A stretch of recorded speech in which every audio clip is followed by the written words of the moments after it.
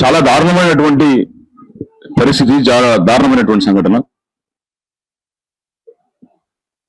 జరిగినటువంటి ఉదంతాన్ని రాష్ట్ర ప్రభుత్వ దృష్టికి, మీడియా దృష్టికి మేము 3 రోజుల క్రితం తీసుకొచ్చి 48 గంటల లోపల ఈ యొక్క సంఘటన పట్ల స్పందించాలని, బాధిత కుటుంబానికి కనీసం పరామర్శ అయినా ఉండాలని, ఆ కుటుంబానికి న్యాయం చేయాలని చెప్పి ప్రభుత్వానికి తెలియజేస్తే నిమ్మకు నీరెత్తనట్టు, కనీసానికి చీమ కూడా కుట్టినటువంటి పరిస్థితి లేకుండా ఈ ప్రభుత్వం నిద్రావస్థ లోపల ఉన్నట్టు స్పష్టమవుతాను. ఇలా న్యాయం కోసం ఏం చేయాలో అర్థం కాక, అసలు కొడుకు ఎట్లా చనిపోయాడో అర్థం కాక, ఎప్పుడు ఆంధ్రప్రదేశ్ పోలీసులు పిలిస్తే అప్పుడు కోరుట్ల నుంచి వెళ్ళి వ్యయ ప్రయాస కోర్చి ఆ సింగరాయ కొండకు, ఆ మంగళగిరికి తిరుక్కుంటూ ఏం చేయాలో, ఏం జరుగుతుందో అనేది అర్థం కాకుండా శివాలయం బతుకుతున్నటువంటి తల్లిదండ్రుల యొక్క పరిస్థితి ప్రభుత్వాలకు పట్టదా? వాళ్ళు మన రాష్ట్ర పౌరులు కాదా? రాహుల్ ఏమన్నా తీవ్రవాద, ఉగ్రవాద? చేతికొచ్చిన కొడుకు, ఈ దేశానికి ఒక సంపద లాంటి యువకుడు చనిపోతే ప్రభుత్వాలకు పట్టింపు లేదా? హెచ్సివిలో ఒక దళిత సోదరులు విద్యార్థి చనిపోతే స్వయంగా రాహుల్ గాంధీ గారే వచ్చి నానా రాజకీయం చేసింది కదా. మరి ఇవాళ 15 రోజుల నుండి ఆచూకీ తెలియకుండా ఇక్కడ మిస్ అయినటువంటి ఒక విద్యార్థి పక్క రాష్ట్రం లోపల విగత జీవిగా శవమై వెళ్తే ఈ రాష్ట్రానికి నాయకత్వం వహిస్తున్నటువంటి ప్రభుత్వానికి ఏం సోయలేదా? ఈ రాష్ట్రంలో శాంతి భద్రతలు ఎటుపోతున్నాయి? విద్యా వ్యవస్థలో ఇంత డొల్లతనమా? రాహుల్ సంఘటన, అంకం రాహుల్ సంఘటన ఈ రాష్ట్రంలో విద్యా వ్యవస్థలో ఉన్నటువంటి లోపాలను చాలా స్పష్టంగా మనకు కళ్ళగట్టినట్టు చెప్తా ఉంది. ప్రభుత్వం సెలవులు ప్రకటించిన సందర్భంలో ప్రైవేట్ ఇంజనీరింగ్ కాలేజీలు నడుస్తున్నాయి. సెలవులు ప్రకటించిన సందర్భంలోనే ఇటువంటి సంఘటనలు జరుగుతున్నాయి. మరి ప్రైవేటు యాజమాన్యాలు, పాఠశాలలు, కళాశాలలు, ఇంజనీరింగ్ కాలేజీలు, మెడికల్ కాలేజీలు, లా కాలేజీలు ఇవన్నీ కూడా ప్రభుత్వ ఆధీనంలో నడుస్తున్నాయా? ప్రభుత్వానికి సంబంధం లేకుండా వాళ్ళ ఇష్టారీతిలో నడుస్తున్నాయా అని చెప్పేసి మేము ప్రభుత్వాన్ని చాలా స్పష్టంగా మేము అడుగుతున్నాం. ఇవాళ ప్రభుత్వ నిబంధనలకు పాటించకుండా అడ్డగోలుగా ఫీజులను వసూలు చేస్తూ పిల్లల ప్రాణాలకు కూడా రక్షణ ఇయ్యనటువంటి ఈ యొక్క కళాశాల యాజమాన్యాల పట్ల మరి ప్రభుత్వం ఎటువంటి చర్యలు తీసుకోదా? జేఎన్టీ యూనివర్సిటీ, యూజీసీ, ఏఐసిటీ ఎటువంటి చర్యలకు ఒడిగట్టదా? ఎందుకింత దారుణం? ఇలా రాష్ట్రంలో ఉన్నటువంటి ప్రతి విద్యార్థుల తల్లిదండ్రులు జరిగినటువంటి సంఘటన చూసి తీవ్ర మనోవేదనకు లోనవడమే కాకుండా పిల్లల్ని చదివించడానికి ప్రైవేటు యాజమాన్యాలకు పంపించడానికి భయంతో బతుకుతున్నారు. ఏంటిది రాష్ట్ర ప్రభుత్వం విద్యార్థులకు ఇచ్చే భరోసా, విద్యార్థుల తల్లిదండ్రులకు ఇచ్చే భరోసా? మేమంతా ముక్తకంఠంతో నిలదీస్తున్నాం. ఈ రాష్ట్రంలో విద్యార్థులకు రక్షణ చట్టం రావాలి. ఏదైతే ఫీజుల కోసం నిలబడుతున్నటువంటి ప్రైవేటు యాజమాన్యాలు విద్యార్థుల యొక్క రక్షణ పట్ల కూడా బాధ్యత వహించాలి.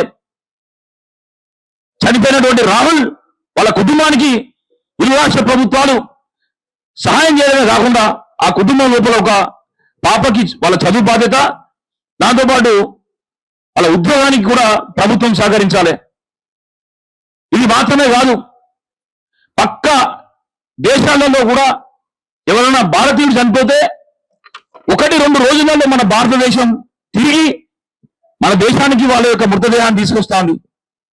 మరి అటువంటి పరిస్థితిలో ఉన్నటువంటి మన భారతదేశం ఇవాళ పక్క రాష్ట్రంలో విగత జీవిగా ఉన్నటువంటి అంకన్ రాహుల్ మృతదేహాన్ని 15 రోజులైనా కూడా తీసుకురాలేకపోయిందంటే ఎక్కడ వైఫల్యం ఉన్నది? మన రాష్ట్రంలో ఉన్నటువంటి హోంశాఖ వైఫల్యమా, విద్యాశాఖ వైఫల్యమా, లేకపోతే ఈ రెండింటి కూడా నాయకత్వం వహిస్తున్నటువంటి బాధ్యత వహిస్తున్నటువంటి ముఖ్యమంత్రి రేవంత్ రెడ్డి గారి నాయకత్వ లోపం అనేది మేము చాలా స్పష్టంగా అడుగుతున్నాం. అమెరికా లాంటి దేశాల్లో కుక్కలు నదిలో పడితే కూడా వాటిని కాపాడడానికి వాళ్ళ వ్యవస్థ మొత్తం ముందుకు వస్తుంది. ఇవాళ ఒక యువకుడు, నవ యువకుడు, 21 సంవత్సరాల విద్యార్థి చనిపోయి 15 రోజులు అవుతున్నా కూడా ఆ తల్లిదండ్రులకు ఉపశమనం కల్పించడానికి ప్రభుత్వాలకు వీలు కావట్లేదు.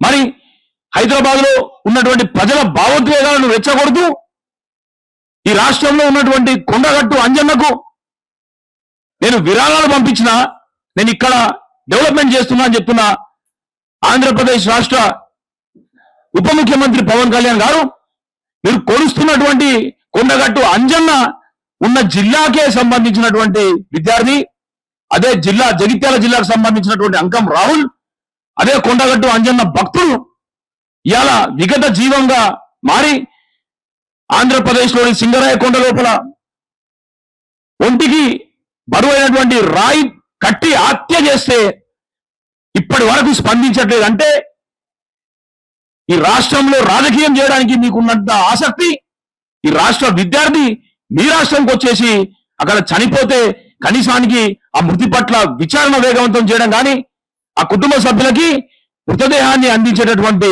చొరవ కూడా మీరు తీసుకోకపోవడం అనేది మీ లోపల ఉన్నటువంటి నైతికతను తెలియజేస్తుందని చెప్పేసి స్పష్టంగా చెప్తున్నాం. వ్యక్తిగత అభిమానం వేరే, బాధ్యతగా మీరు ఉన్నప్పుడు మీరు నిర్వహించాల్సిన బాధ్యత వేరే. అదేవిధంగా ఈ రాష్ట్రానికి సంబంధించిన బీసీ శాఖ మాత్రుడు పొన్నం ప్రభాకర్ గారు, మీకు కూడా ఒక విషయం చెప్తున్నాం. మీరు మంత్రిగా ఉన్నటువంటి, మీరు పుట్టినటువంటి జిల్లా ఉమ్మడి కరీంనగర్ జిల్లాలో భాగంగా ఉన్నటువంటి కోరుట్ల నుండి ఒక విద్యార్థి హైదరాబాద్కి వచ్చి ఇక్కడ చదువుకుంటూ అదృశ్యమై ఆంధ్రలో చనిపోతే హైదరాబాద్ జిల్లాకు ఇన్ఛార్జిగా ఉన్నటువంటి మీరు, ఆ జిల్లాకు కరీంనగర్ జిల్లాకు సంబంధించిన మీరు, బలహీన వర్గాలకు సంబంధించిన వ్యక్తికి సంబంధించిన శాఖను నిర్వహిస్తున్నటువంటి మీరు ఇవాల్టి వరకు స్పందించట్లేదు. అంటే ఈ వర్గాల పట్ల మీకున్నటువంటి అభిమానాన్ని, మీకున్నటువంటి గౌరవాన్ని, మీకు ఈ వర్గాల పట్ల ఉన్నటువంటి నైతికతను ప్రశ్నించాల్సినటువంటి సందర్భం వచ్చింది. వెంటనే తెలంగాణ రాష్ట్ర ప్రభుత్వాన్ని కదిలించి ఆంధ్ర రాష్ట్ర ప్రభుత్వంతో కోఆర్డినేట్ చేసుకొని వెంటనే మృతదేహాన్ని కుటుంబానికి అందించడంతో పాటు కళాశాల యాజమాన్యం మీద మీరు చర్యలు కఠినంగా తీసుకోవాలి. కళాశాలలకు అదుపు లేకుండా పోతుంది. ఏంది రాష్ట్రం లోపల విద్యా వ్యవస్థ పట్టించుకోరా? అడ్డగోలుగా ప్రాణాలు పోతున్నా ఊరుకుంటారా? 10 రోజుల క్రితం నారాయణ అనేటటువంటి వ్యక్తి చైతన్య ఇంజనీరింగ్ ఇంటర్మీడియట్ కాలేజీలో ఆత్మహత్య చేసుకున్నా పట్టించుకోరు. ఏం జరుగుతా అసలు ఈ రాష్ట్రం లోపల? విద్యా వ్యవస్థ ఒక సర్వీస్ సేవనా, లేకపోతే అది ఒక వ్యాపారమా? తెలియజెప్పండి. దయచేసి ఈ అన్ని విషయాల మీద ప్రభుత్వం వెంటనే స్పందించాలి, కుటుంబాన్ని ఆదుకోవాలి. మళ్ళీ చెప్తున్నాం, ఈ రాష్ట్రం లోపల అటు విద్యా వ్యవస్థ కానీ ఇటు హోంశాఖ కానీ నిర్లిప్తంగా ఉన్నాయి, లోపాలు చాలా స్పష్టంగా అవపడుతున్నాయి. కాబట్టి ముఖ్యమంత్రి గారు వెంటనే చర్య తీసుకుంటారా, లేకపోతే ఈ శాఖలను వదులుకొని వేరే వాళ్ళకన్నా అప్పచెప్తారా? మేము ఈ రాష్ట్రం లోపల ప్రజాపాలన కావాలని చెప్పేసి అని ఎంచుకున్నటువంటి కాంగ్రెస్ ప్రభుత్వం మా ప్రజలకు సరైన పాలన ఇవ్వకపోగా మా ప్రాణాలకు కూడా కనీసానికి రక్షణ లేకుండా పోతుంది. కాబట్టి కాంగ్రెస్ పార్టీకి సంబంధించినటువంటి జాతీయ ప్రతినిధులు తప్పకుండా ఈ అంశం మీద ఫోకస్ చేయాలి. రాహుల్ గాంధీ గారిని కూడా మేము స్పష్టంగా అడుగుతున్నాం, మీనాక్షి నటరాజన్ గారిని, అదే రకంగా పిసిసి చీఫ్ మహేష్ కుమార్ గౌడ్ గారిని కూడా మేము చాలా స్పష్టంగా మేము తెలియజెప్తున్నాం. ఒక బలహీన వర్గాల వ్యక్తి పిసిసి చీఫ్ గా ఉంటే మాకు ఉపయోగపడుతుంది, మాకు అండగా ఉంటాడని చెప్పేసి అనుకుంటే ఇవాళ ఇంత సంఘటన జరిగినా కూడా కనీసానికి పెదవి విప్పి మాట్లాడలేని పరిస్థితిలో మీరు ఉన్నారంటే మరి మీరు ఏం చేస్తున్నారు? మీకు మాట్లాడేటువంటి నైతికత హక్కు లేదా? మీరు మాట్లాడలేరా? ఈ వర్గాల నుంచే వచ్చిన వ్యక్తి మీరు కాదా? రాజకీయాలే మీకు ముఖ్యమా? తేల్చి చెప్పండి. మీరు తప్పకుండా బీసీలకు కానీ ఎస్సీ ఎస్టీలకు సంబంధించిన మంత్రులందరూ కూడా గలం విప్పాల్సిన అవసరం ఉన్నది. మన హక్కుల కోసం మనం పోరాడకపోతే మీకు ఉన్న మంత్రిత్వ శాఖలు ఉన్నా ఒకటే, ఊరినా ఒకటే అని చెప్పేసి అని ఈ సందర్భంగా తెలియజేస్తున్నాం. కాబట్టి వెంటనే ఈ కుటుంబానికి న్యాయం జరగాలి. మేము మళ్ళీ చెప్తున్నాం, ఈ కుటుంబానికి నోరు లేదు కాబట్టే, పేద కుటుంబం కాబట్టే వీళ్ళ గురించి అడిగే నాదుడు లేదనేటటువంటి ఏకైక కారణంతోనే ప్రభుత్వం ఇప్పటివరకు వీళ్ళ గురించి పట్టించుకోలేదు. మేము మీడియా ముఖంగా ఈ విషయాలను తెలియజెప్పినా కూడా సోయి లేకుండా ఉన్నది ప్రభుత్వం. కాబట్టి ఇప్పుడు చెప్తున్నాం, ఈ కుటుంబానికి, అంకం రాహుల్ కుటుంబానికి న్యాయం జరిగే వరకు కూడా హైదరాబాద్ ని వదిలిపెట్టరు, హైదరాబాద్ ని వదిలిపెట్టే ప్రసక్తే లేదని చెప్పేసి ఈ సందర్భంగా తెలియజేస్తున్నా. బీసీ రాజ్యాధికార సమితి తప్పకుండా బాధ్యత తీసుకుంటది.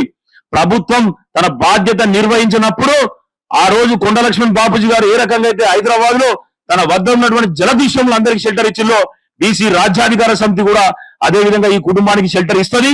తప్పకుండా న్యాయం జరిగే వరకు కూడా హైదరాబాద్ లోని బీసీ రాజ్యాధికార సమితి బాగ్లింగంపల్లిలోనే వీళ్ళు ఉంటారు. ప్రముఖులు, అన్ని రాజకీయ పార్టీలకు సంబంధించిన వ్యక్తులు, విద్యార్థి నాయకులు, కుల సంఘాల నాయకులు కూడా వచ్చి వాళ్ళని పరామర్శించాల్సిందిగా, వాళ్ళకి అండగా నిలవాల్సిందని నేను కోరుతున్నా.